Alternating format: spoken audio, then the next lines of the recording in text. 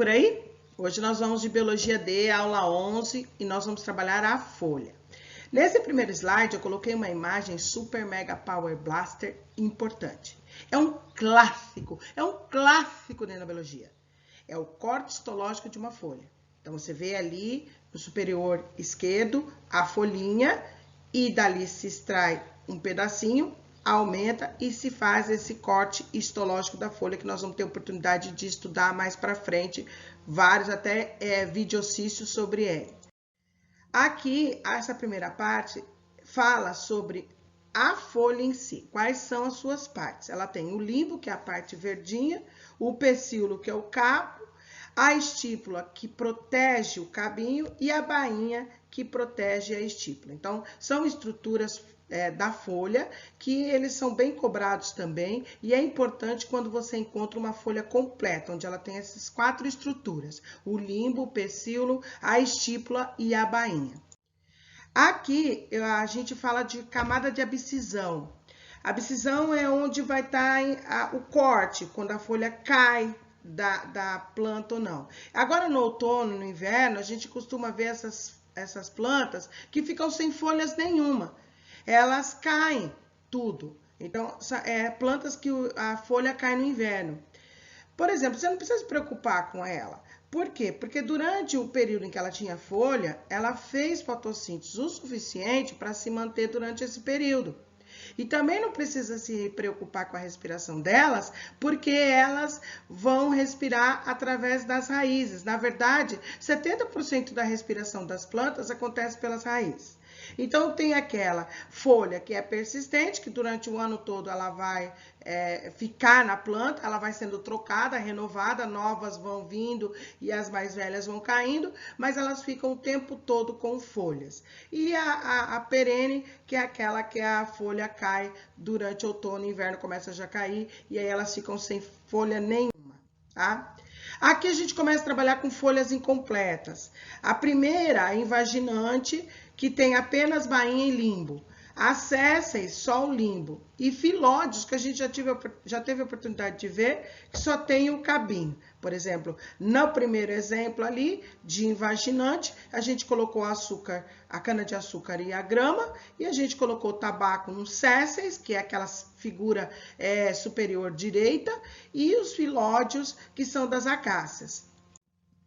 Aqui a gente fala de classificação das folhas. Então, o primeiro tipo de folha que a gente tem é a simples. Depois nós vamos ver as compostas. Essa folha que a gente conhece aí, que são as mais comuns, né? Onde ela tem o limbo, ela tem o ápice, ela tem a base, ela tem o pecíolo. Essas são as folhas mais comuns que nós temos. E essa folha simples, ela é classificada. Gente, se eu for apresentar para vocês aqui todos os tipos de folha simples, a gente não tem tempo para isso. A gente vai ter que ficar o ano inteiro falando sobre os tipos de folha. Mas eu coloquei aqui os principais. Então, a primeira classificação é de acordo com a forma do limbo. Ela pode ser ovada ou oval, encontrado na laranjeira. Coloquei até um exemplo aí para você da fotinho da laranjeira. Eu posso ter cordiforme, ai que fofinho, a forma de um coração.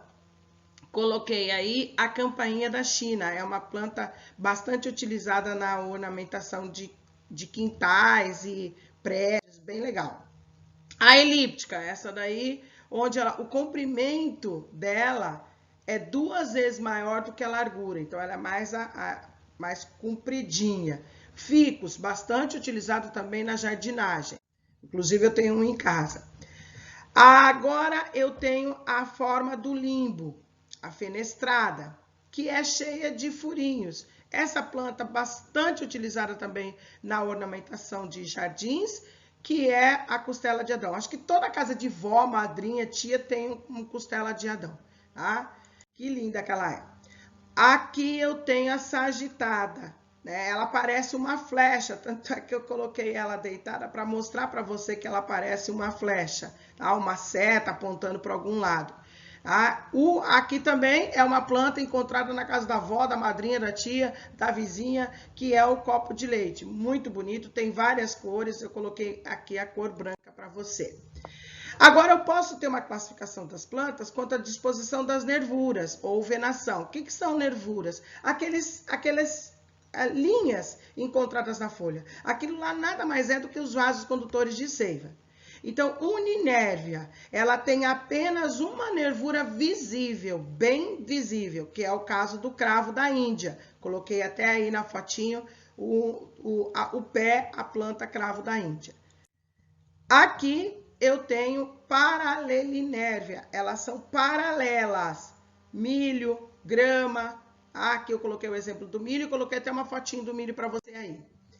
Curvinérvias. Qual a diferença da curvinérvias para a paralelinérvia? A paralelinérvia, os vasos, os risquinhos, eles ficam bem paralelos, retinhos. E em contrapartida, a curvinélia, ela é paralela, mas ela faz uma determinada curva. Coloquei aqui a quaresmeira, também uma planta bastante utilizada em ornamentação de jardins e calçadas, tem várias cores, ela é bem linda. Aqui, peninérvia, quando ela tem uma nervura principal e aí surgem as outras nervuras saindo dessa principal. Coloquei aqui o exemplo da roseira, também é uma planta encontrada na casa da vovó, da madrinha, da titia, da vizinha, tá? Muito linda, na minha casa também tem uma, eu gosto muito.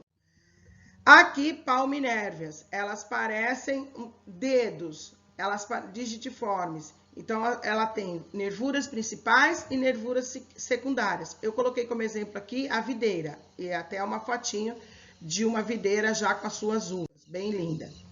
Agora, a gente trabalha com folha composta. Até então, a gente trabalhou com folha simples. Então, eu tenho o limbo, que é a parte verde da folha, dividida em várias partes. Até coloquei a fotinho aí superior direita, os tipos mais encontrados, que é aquela que termina no ímpar, aquela que termina no par, aquela que parece em dedos e as recompostas que o folíolo se divide em vários outros, né? Coloquei o exemplo aí para vocês e a gente vai ver aqui, ó. Ímpar e penada. Eu coloquei como exemplo o jacarandá branco, que tem uma folha ímpar e penada, ela termina com um ímpar, com um folíolo, e o trevo de 3 folhas. Então, olha lá, ela tem 2 folhinhas embaixo e termina com uma em cima. Então, é uma ímpar e penada. A paripenada é aquela que termina em par. Se você olhar o superior direito, você vai ver um esboço de uma folhinha paripenada. Eu coloquei como exemplo aí um ingá, e coloquei o trevo de 4 folhas. Então, é número par de folíolos.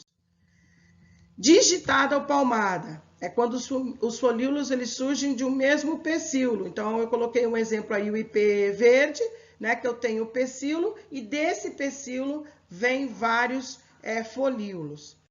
Aqui são as recompostas. Eu adoro essas 2 árvores que eu coloquei aí do lado direito, a sibipiruna e o flamboyant. O flamboyant é maravilhoso, tá? Tem cor vermelha, laranja, eles são lindos. E a sibipiruna também. São árvores utilizadas nas calçadas. E elas embelezam o nosso meio. Elas são muito lindas.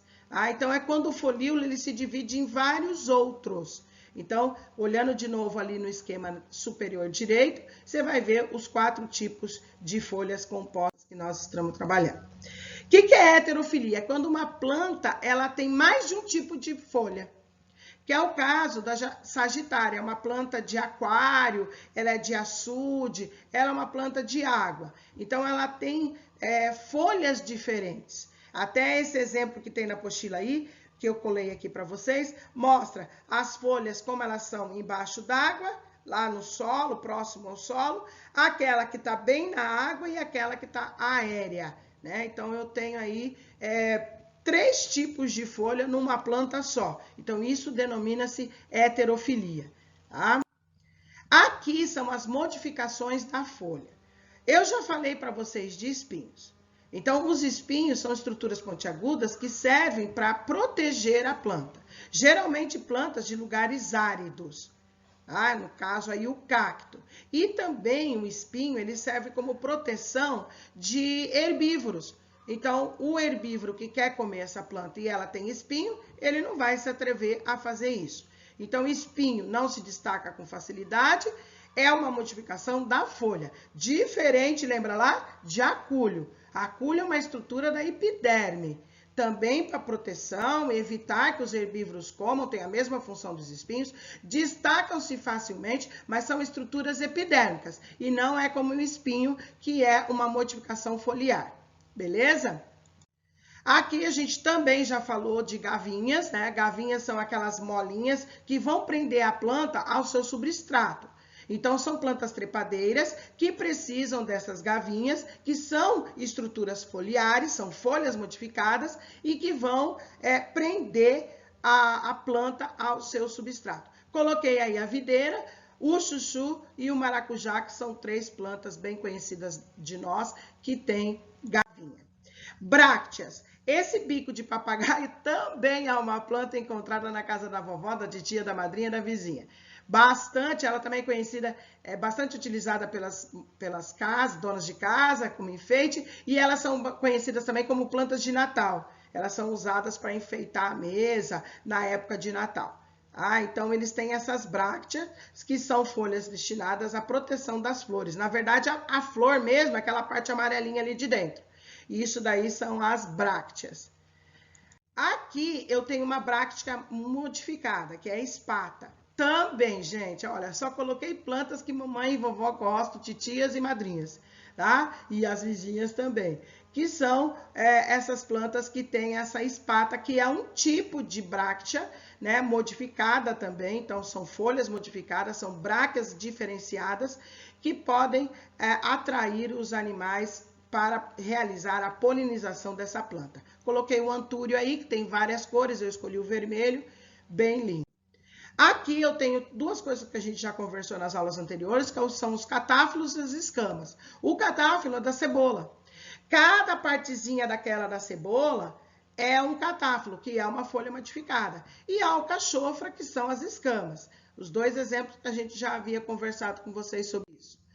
E as plantas carnívoras ou insetívoras? Gente, essas plantas, elas moram em lugares bem pobres em sais minerais.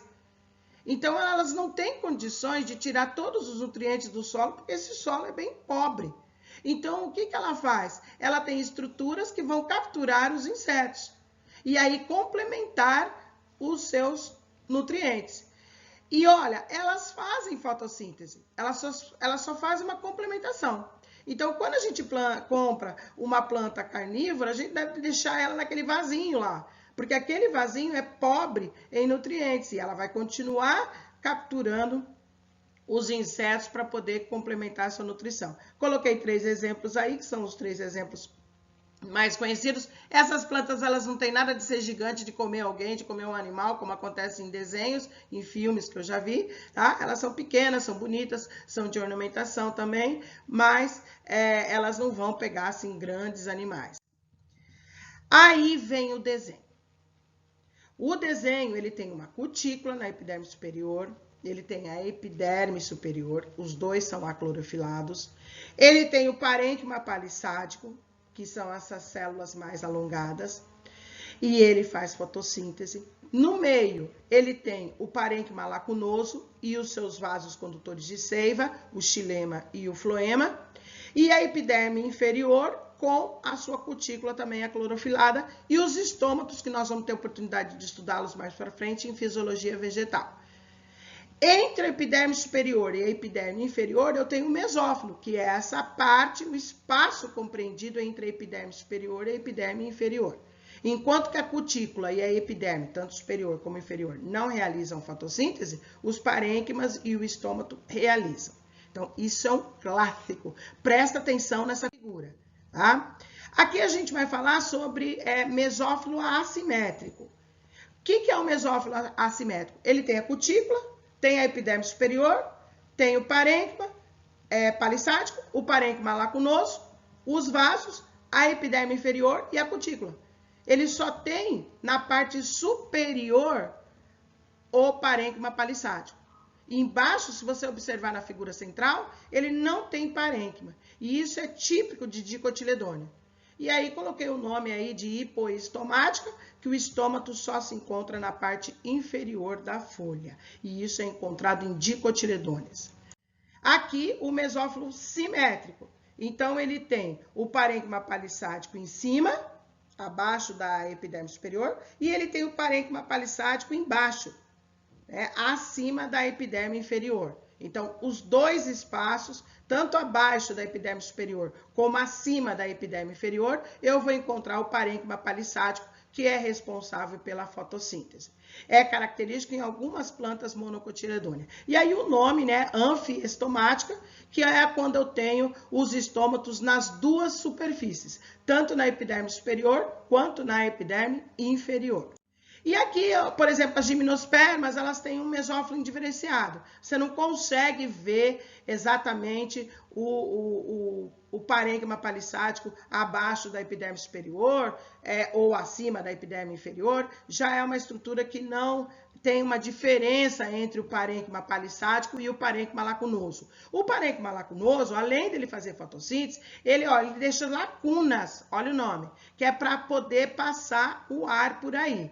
Então essa é uma das funções. Aqui eu coloquei uma figura que dá uma resumida sobre os 3 tipos de mesófilo, o assimétrico, o simétrico e o diferenciado, para você dar uma estudada e relembrar o que a gente viu agora nos slides anteriores. Videocício 1, lá, escolhi aquele que tinha o corte histológico da folha.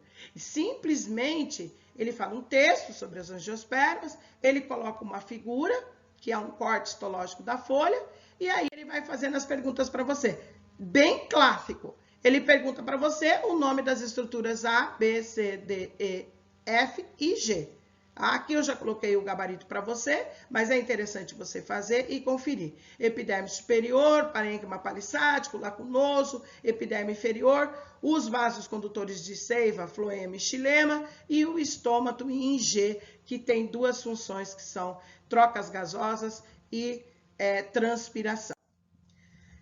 Aqui ele ainda pede a função de EFG, o E, transporte de seiva elaborada, que é o floema, o F, transporte de seiva bruta, que é o xilema, e G, transpiração e trocas gasosas na respiração e na fotossíntese do G, que é o estômato. C, a partir da análise da figura, identifique a que grupo dessas plantas pertence. Ela é uma dicotiledônia. Como é que eu sei? Porque ela tem um mesófilo assimétrico. Ela só tem parênquima palissádico abaixo da epiderme superior. Então, só tem um grupo de células para formar o parênquima palissádico, abaixo da epiderme superior. Se você olhar a epiderme inferior, não tem palissádico. E isso é um mesófilo assimétrico típico em dicotiledôneas. O exercício 2, que é lindo, maravilhoso, né? O antúrio. Eu coloquei aí, ele pergunta que tipo de modificação caulinar ele tem. Ele é uma bráctea. Tá? Gente, muito empenho.